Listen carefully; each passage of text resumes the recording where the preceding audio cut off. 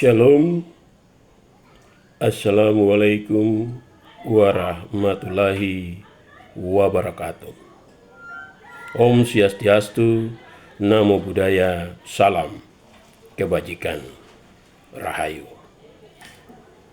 Yang saya hormati dan saya banggakan seluruh masyarakat Indonesia, dan juga yang saya hormati dan saya banggakan seluruh rakyat Papua. Bertepatan dengan 1 Desember 2025, yang dimana diyakini oleh orang Papua sebagai hari dekolonialisasi Papua yang diberikan oleh Belanda, tepatnya pada 1 Desember 1961. Bersamaan dengan itu, baru saja tanggal 29 November yang lalu, yang baru saja kita lewati, kita merayakan Hari Korpri yang ke-54 tahun dengan tema Bersatu, Berdaulat Bersama Korpri dalam mewujudkan Indonesia maju. Dalam konteks ini, saya sebagai anggota Korpri Nasional akan memberikan beberapa pemikiran saya terkait dengan 1 Desember sebagai bagian dari tanggung jawab konstitusional saya sebagai anggota Korpri. Oleh sebab itu, Bapak Ibu sekalian yang saya hormati dan banggakan, saya akan menyampaikan beberapa pandangan saya yang merupakan hasil riset saya terhadap peristiwa pada tanggal 1 Desember yang menjadi masalah bagi bangsa Indonesia pada umumnya, tetapi juga Papua pada khususnya. Dalam melakukan riset atau penelitian itu, saya membaca beberapa buku yang menjadi sumber utama. Di antaranya adalah bukunya Pim School Belanda di Irian Jaya, Amnetar di masa penuh gejolak.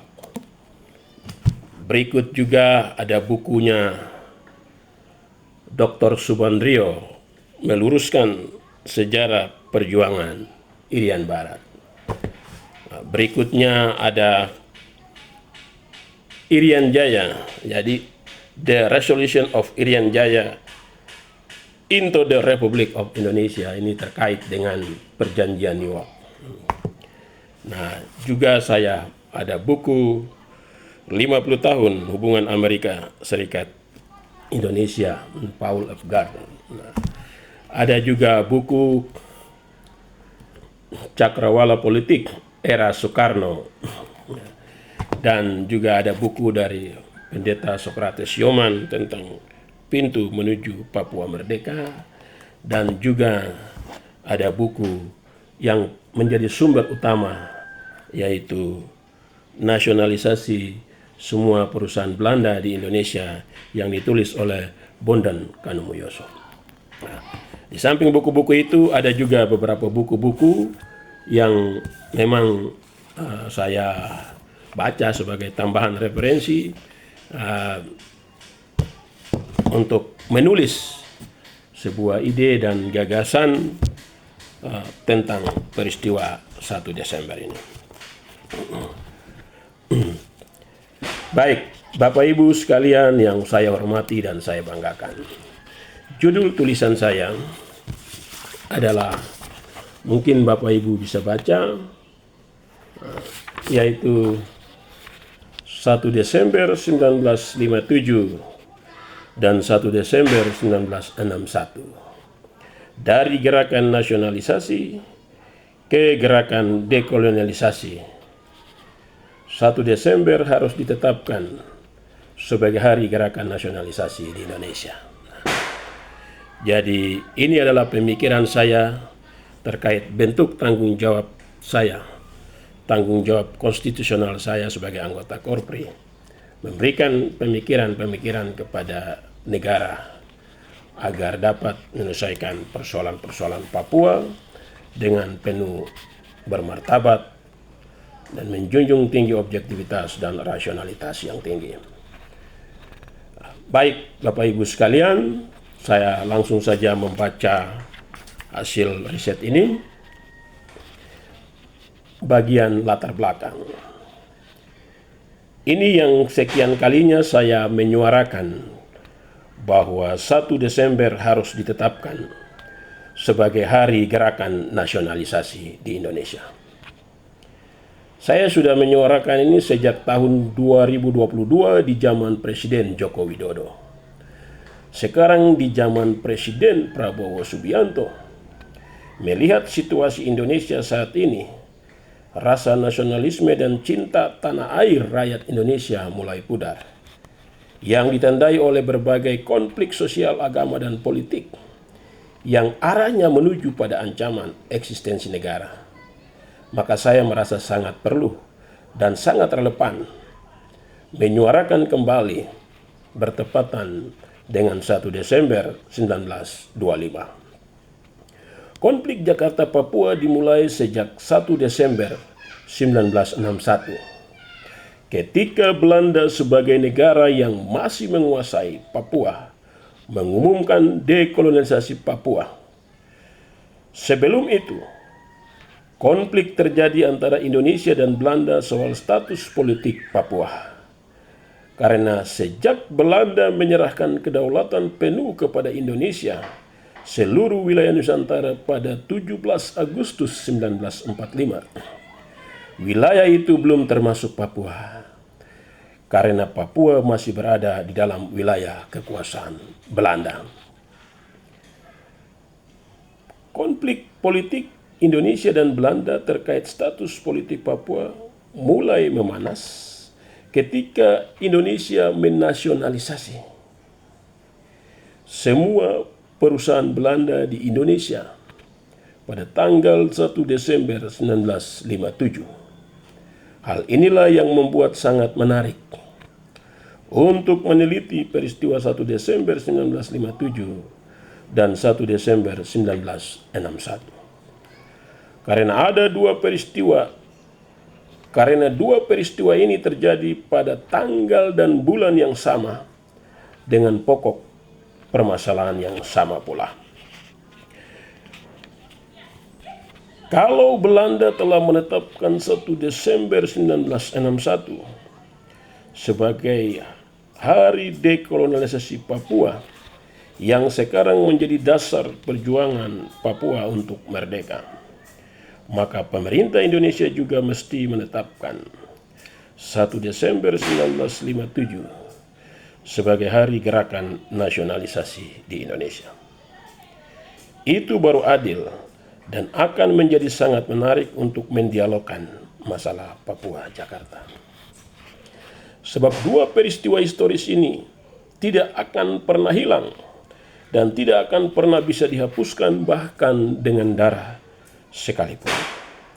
Selama bangsa Indonesia ada dan selama Papua masih menjadi bagian dari Indonesia, 1 Desember akan tetap menjadi masalah dalam kehidupan berbangsa dan bernegara. Menetapkan 1 Desember 1957 sebagai hari gerakan nasionalisasi adalah sebagai alat tawar politik untuk mencari solusi yang lebih efektif, objektif, rasional, dan bermartabat bagi semua pihak dalam menyelesaikan masalah Papua Jakarta.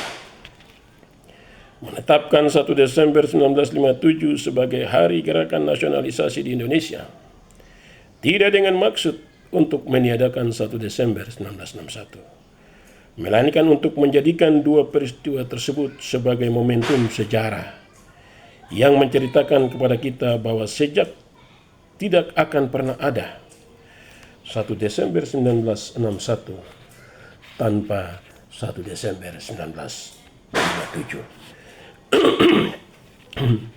Bapak Ibu Saudara sekalian, selain itu, menetapkan 1 Desember 1957 sebagai Hari Gerakan Nasionalisasi di Indonesia tidak semata-mata karena persoalan konflik politik orang Papua dan pemerintah Indonesia.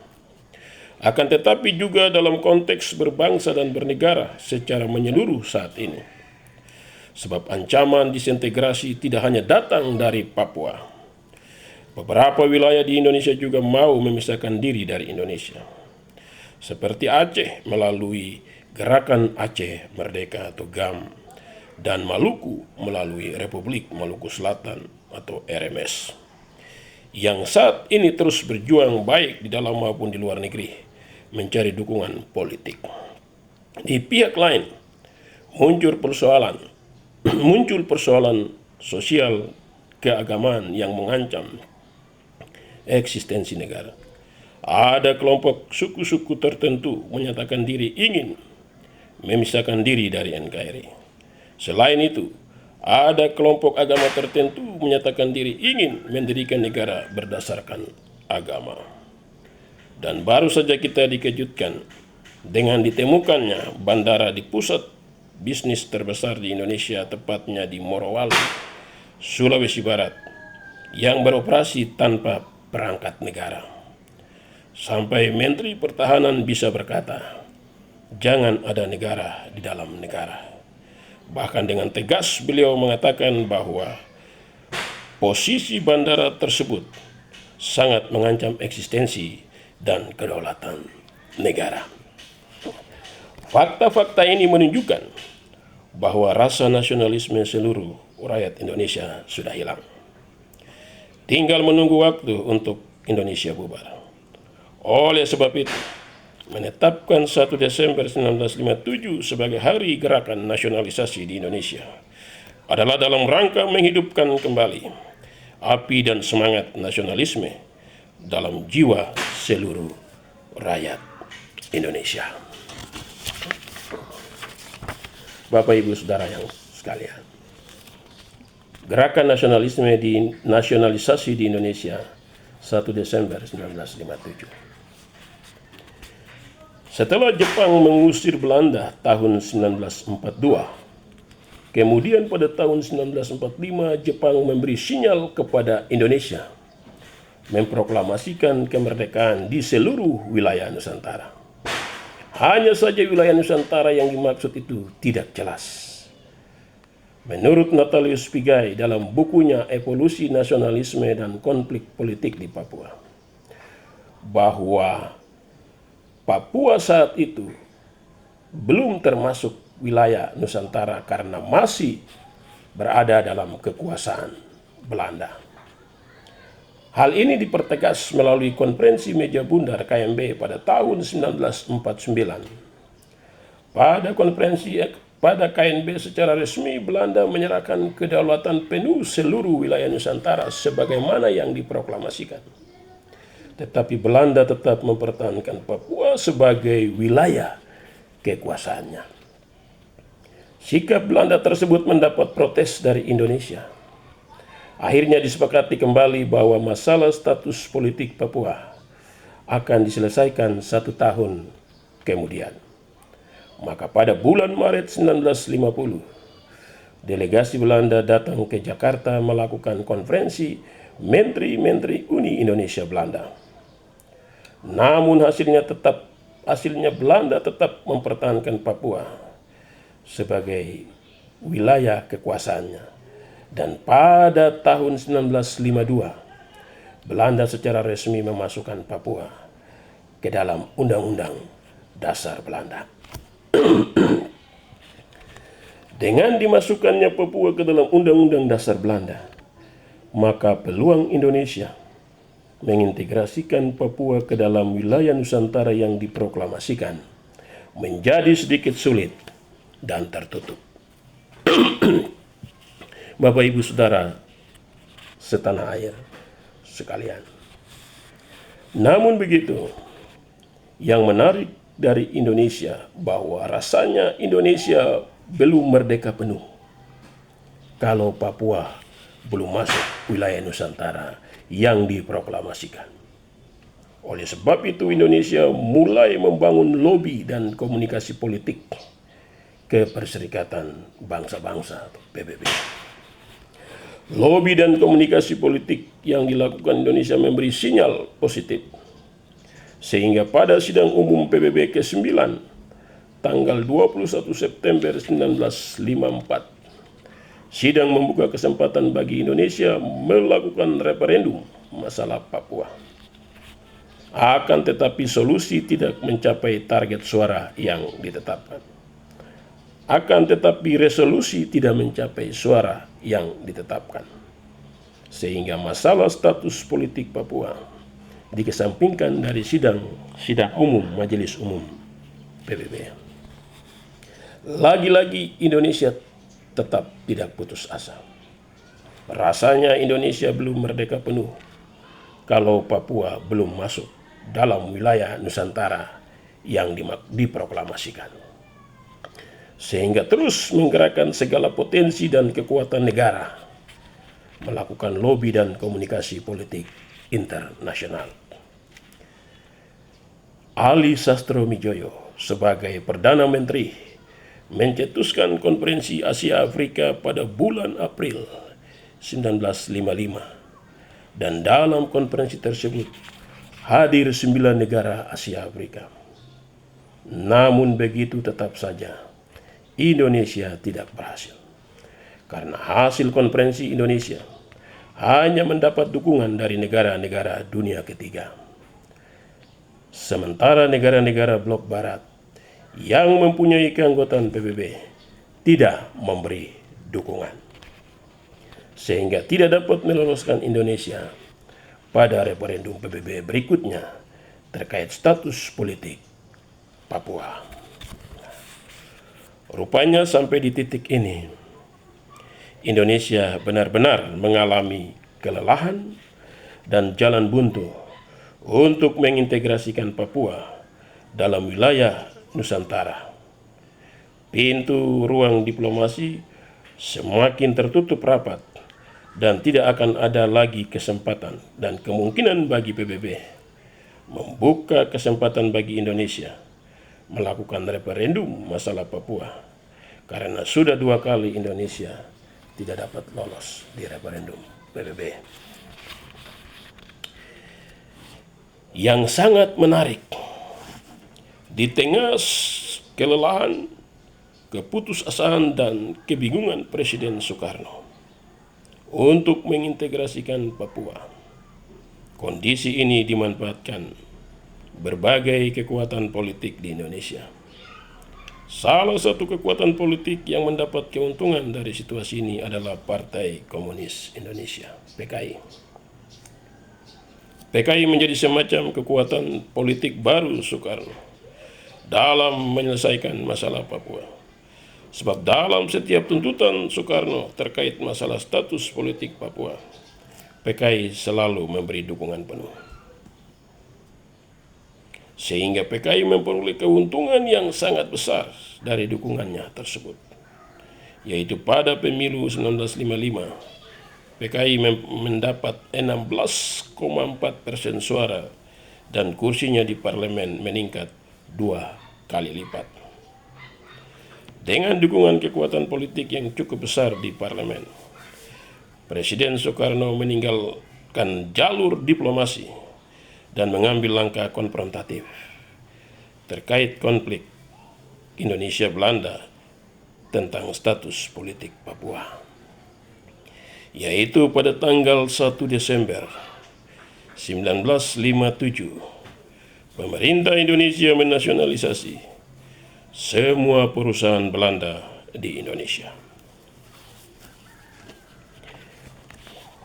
Belanda mengumumkan dekolonisasi Papua 1 Desember 1961.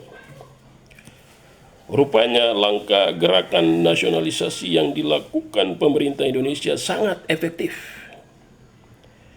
Karena ketika Belanda mendengar bahwa semua perusahaannya di Indonesia telah dinasionalisasi, Belanda semacam mengalami pukulan berat, sehingga mulai memikirkan ulang apakah tetap mempertahankan Papua sebagai wilayah kekuasaannya atau menyerahkan Papua kepada Indonesia.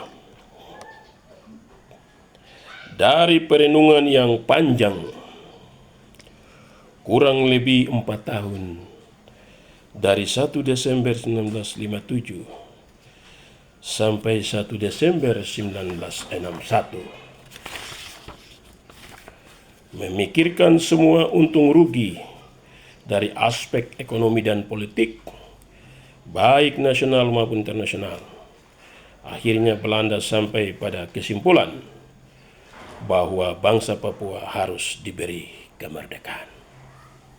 Maka pada tanggal 1 Desember 1961, Belanda mengumumkan dekolonialisasi Papua. Hanya sayang menurut saya, Belanda tidak terlalu cerdas. Langkah politik yang diambil terlambat untuk memerdekakan Papua. Mestinya kalau Belanda mau sungguh-sungguh memerdekakan Papua, dia harus memanfaatkan 2 momentum sidang umum PBB sebelumnya untuk mengumumkan kemerdekaan Papua, sehingga ia tidak mengalami kerugian yang sangat besar dari aspek politik dan ekonomi. Semua perusahaannya sudah dinasionalisasi dan Belanda juga kehilangan Papua. Ketika Belanda mengumumkan dekolonisasi Papua pada 1 Desember 1961, keadaan menjadi terbalik. Tadinya Belanda yang kena pukulan berat dari Indonesia, sekarang malah Indonesia yang kena pukulan berat dari Belanda. Lagi-lagi Indonesia belum merasa merdeka penuh tanpa Papua. Presiden Soekarno menjadi sangat marah. Oleh sebab itu, ketika mendengar bahwa Belanda telah mengumumkan dekolonialisasi Papua, Presiden Soekarno menjadi sangat marah dan mengancam perang dengan Belanda. Ketika perang sedang terjadi, Presiden Soekarno mengutus Dr. Subandrio bertemu Presiden Amerika Serikat JF Kennedy. Hasilnya, Presiden Kennedy mengutus diplomat AS Oswald Bunker merumuskan dasar-dasar penyelesaian konflik. Formulasi Bunker tersebut disampaikan di Middelburg pada 15 Agustus 1962 yang kemudian dikenal sebagai New York Agreement atau Perjanjian New York. Pertemuan Dr. Subandrio dan Presiden Kennedy memberikan sinyal positif bagi Indonesia, sebab Amerika mendukung penuh Indonesia. Hal ini dapat dilihat dari isi Perjanjian New York Agreement yang disusun oleh Oswald Bunker sebagai diplomat AS, yaitu pemerintahan sementara atas Papua di bawah pengawasan PBB atau UNTEA, United Nation Temporary Executive Authority. Dan setelah 2 tahun, pemerintahan atas UNTEA harus diserahkan kepada Indonesia. Mestinya pemerintahan sementara harus tetap di bawah pengawasan UNTEA sampai penentuan nasib sendiri. Tidak boleh diserahkan kepada pihak yang bermasalah. Apalagi belum 2 tahun. Pada 1 Mei 1963, pemerintahan dari UNTEA diserahkan kepada Indonesia, artinya 1 tahun lebih cepat dari apa yang ditetapkan dalam perjanjian New York. Itulah sebabnya pada tanggal 1 Mei 1963 ditetapkan sebagai hari kembalinya Irian Barat ke pangkuan Ibu Pertiwi. Hanya saja penetapan 1 Mei 1963 tidak memiliki dasar historis dan yuridis, karena Papua berada di luar Indonesia sebelum Indonesia merdeka. Bahkan setelah Indonesia merdeka pun, Papua tetap berada di luar, yaitu masih ada dalam wilayah kekuasaan Belanda, sehingga atas dasar apa bisa disebut kembalinya Irian Barat.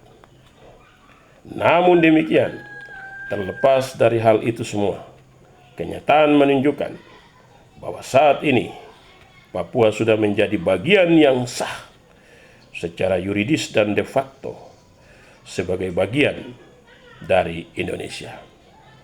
Maka orang Papua harus menerima kenyataan itu. Oleh sebab itu, 1 Mei ditetapkan, oleh sebab itu 1 Desember 1961 sudah ditetapkan sebagai hari kembali. 1 Mei 1963 sudah ditetapkan sebagai hari kembalinya Irian Barat. Maka 1 Desember 1957 harus ditetapkan juga oleh pemerintah Indonesia sebagai hari gerakan nasionalisasi di Indonesia, sebagai bukti sejarah perjalanan konflik politik dalam merebut Papua. Sebab tanpa 1 Desember 1957 tidak akan pernah ada 1 Mei 1963. Dikatakan oleh Pim's Court bahwa New York Agreement dikerjakan atas kerja diplomatik yang tergesa-gesa di bawah tekanan AS dan ancaman militer Indonesia. Amerika Serikat menekan Belanda karena ia mempunyai kepentingan politik dan ekonomi. Kepentingan politik yaitu Amerika tidak mau komunis berkembang di kawasan Asia Pasifik. Indonesia berada pada posisi yang sangat strategis dari sisi geopolitik global. Melonjaknya kursi Partai Komunis di Parlemen Indonesia adalah bahaya berkembangnya komunis di kawasan Asia Pasifik. Itulah sebabnya Amerika memberi dukungan penuh kepada Indonesia. Di samping kepentingan politik, ada juga kepentingan ekonomi, yaitu Amerika melirik gunung milik suku Amume yang kaya akan tambang emas. Maka sejak 1 Mei 1963, Indonesia mengambil alih pemerintahan dari UNTEA. Tahun 1967, Amerika mulai mengoperasikan PT Freeport Amerika, mengeksploitasi emas milik suku Amume. Konflik politik Indonesia dan Belanda berakhir pada tanggal 1 Mei 1963. Selanjutnya, Papua yang berkonflik dengan pemerintah Indonesia terkait status politik Papua sejak 1 Desember 1961 sampai sekarang. Yang menarik, memang Belanda tidak berhasil mempertahankan Papua dalam wilayah kekuasaannya, tetapi Belanda berhasil mewariskan dendamnya kepada Indonesia melalui orang Papua. Sejak 1 Desember 1961 sampai sekarang, orang Papua yang berkonflik dengan pemerintah Indonesia. Tidak tahu kapan dan seperti apa nanti konflik ini akan berakhir. Oleh sebab itu, yang bisa kita lakukan adalah bagaimana mencari kolaborasi antara peristiwa 1 Desember 1957 dan 1 Desember 1961. Kita melakukan diskusi publik dan kajian historis yang kritis dan tajam, yang menjunjung tinggi martabat dan hak asasi manusia, tetapi juga tanpa menggoyangkan sedikitpun kedaulatan negara kesatuan Republik Indonesia.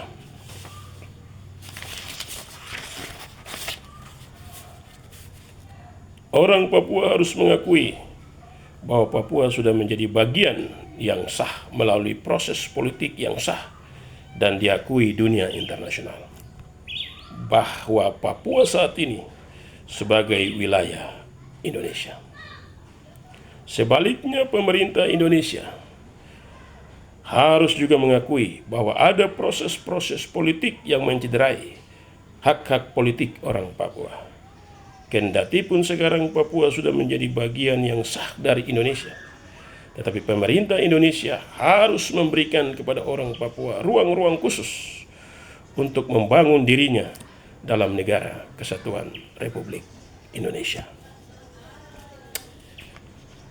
Bapak Ibu Saudara sekalian, 1 Desember 1957 harus mesti ditetapkan sebagai hari gerakan nasionalisasi di Indonesia. Berdasarkan latar belakang historis di atas, maka saya menyuarakan kepada Bapak Presiden Prabowo. Saya menggunakan hak konstitusional saya sebagai warga negara yang mempunyai tanggung jawab melindungi kedaulatan negara.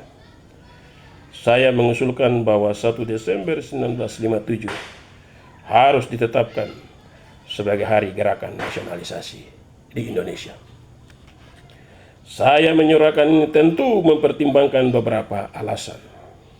Pertama, alasan historis, seperti yang sudah saya jelaskan di atas, bahwa sejarah membuktikan bahwa pemerintah Indonesia pernah melakukan nasionalisasi terhadap semua perusahaan Belanda di Indonesia sebagai langkah politik konfrontatif terhadap Belanda dalam menyelesaikan konflik politik status politik Papua, sehingga menetapkan 1 Desember 1957 sebagai hari gerakan nasionalisasi di Indonesia untuk memberi catatan sejarah kepada anak cucu sepanjang negara Indonesia ada, sekaligus menjadi momentum untuk dapat dijadikan sebagai dasar membangkitkan semangat nasionalisme seluruh rakyat Indonesia.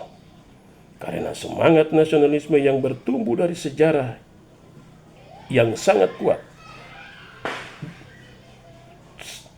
karena semangat nasionalisme yang tumbuh dari sejarah yang sangat kuat akan menjadi dasar untuk membangkitkan semangat nasionalisme seluruh rakyat Indonesia dan tidak akan tergoyangkan oleh ancaman apapun. Kedua, alasan politik. Penetapan 1 Desember 1957 sebagai hari gerakan nasionalisasi di Indonesia untuk memberikan sinyal politik kepada negara-negara di dunia yang ikut terlibat dalam konflik politik di Indonesia, terutama negara-negara yang mendukung gerakan disintegrasi bangsa, bahwa jika mereka ikut mendukung gerakan disintegrasi di Indonesia, maka semua perusahaan mereka di Indonesia akan dinasionalisasi. Sehingga hal ini dapat menjadi daya tawar politik Indonesia di pentas politik global atau pentas politik dunia. Selain itu juga menetapkan 1 Desember 1997 sebagai hari gerakan nasionalisasi di Indonesia untuk menunjukkan kepada orang Papua bahwa inilah perjalanan sejarah yang sesungguhnya, sehingga orang Papua sendiri yang akan menilai dan mengambil keputusan politik yang baik bagi semua pihak. Ketiga, alasan ekonomi. Indonesia sudah merdeka sangat lama. Jangan membiarkan negara-negara besar terus menguasai Indonesia dari aspek ekonomi. Sudah saatnya Indonesia bangkit untuk menguasai dan mengelola kekayaan alamnya sendiri yang dapat dipergunakan sepenuhnya untuk kesejahteraan rakyat. Baru saja kita diperhadapkan dengan permasalahan di Morowali, Sulawesi Barat, yang mana ada bandara yang tidak ada perangkat negara. Ini sebuah ancaman kedaulatan dari aspek ekonomi, tetapi mempunyai implikasi politik yang sangat besar terhadap eksistensi negara.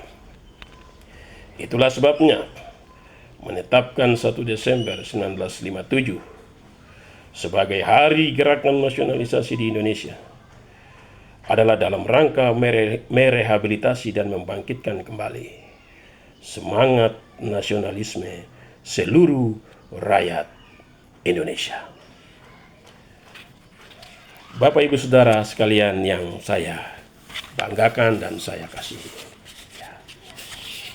Kira-kira itulah beberapa catatan saya, pandangan saya berkaitan dengan 1 Desember. Saya sebagai orang Papua menginginkan bahwa Papua ini aman, Papua ini damai. Kita harus meninggalkan semua konflik perang satu sama lain. Kita mengisi pembangunan di momentum Otsus ini. Kita terus membangun diri kita, rakyat kita, membangun diri dan rakyat kita sendiri. Karena ketika kita sibuk perang sana sini, kita sibuk konflik sana sini, orang dari luar datang. Dia mengambil hak-hak politik kita, mengambil sektor-sektor bisnis yang mestinya kita kuasai, mengambil jabatan birokrasi, mengambil semua hak. Lalu kita setelah itu kita sadar bahwa kita berkonflik lagi dengan mereka. Nah, inilah hal-hal yang tidak baik. Intinya sebagai anggota Korpri Nasional, sebagai bagian dari anggota Korpri Nasional, saya ingin memberikan pikiran saya kepada negara untuk menunjukkan komitmen kami sebagai anggota Korpri dalam menjaga kedaulatan bangsa dan negara. Tentu kita juga harus memikirkan cara-cara yang lebih baik, lebih manusiawi dalam menyelesaikan persoalan di tanah Papua. Saya ingin mengakhiri pidato atau hasil riset saya dengan satu cerita dari Ishak Samuel Kenye. Ada banyak cerita tentang Ishak Samuel Kenye yang sudah dianggap sebagai rasul orang Papua. Jadi salah satu cerita tentang bola mas. Jadi ada dua naga yang bermain bola mas. Ishak Samuel Kenye bercerita di suatu pulau yang terpencil, yang jauh dari pandangan orang. Tidak ada orang di sana. Ada dua naga sedang bermain bola mas. Satu melempar ke sini, satu melempar lagi. Mereka saling berbalasan melempar bola mas. Suatu ketika ada seorang anak yang hitam, ingusan,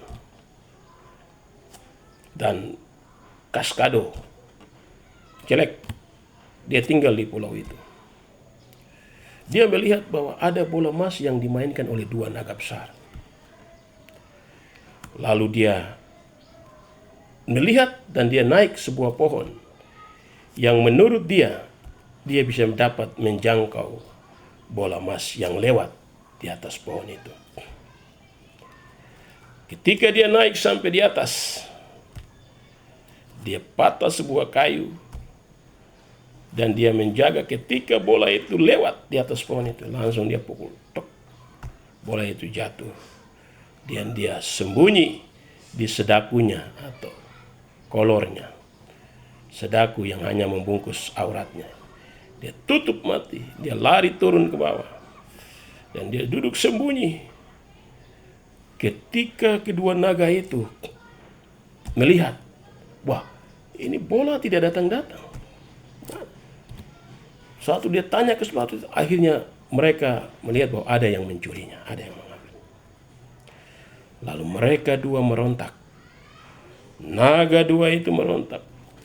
Pohon-pohon, gunung-gunung hancur. Semuanya hancur.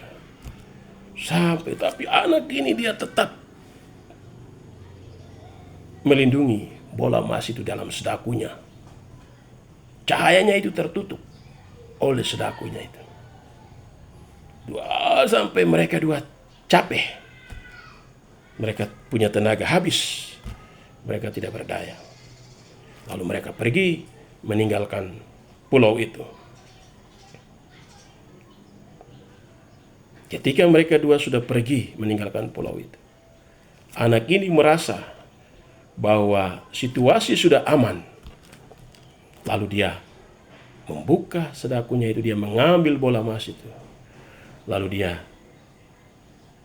hadapkan ke langit, ke atas langit. Cahayanya dari bola emas itu sampai ke langit, sampai ke seluruh samudera, laut. Dan apa yang terjadi ketika kapal-kapal lewat di sana? Mereka yang tadinya tidak menganggap pulau itu,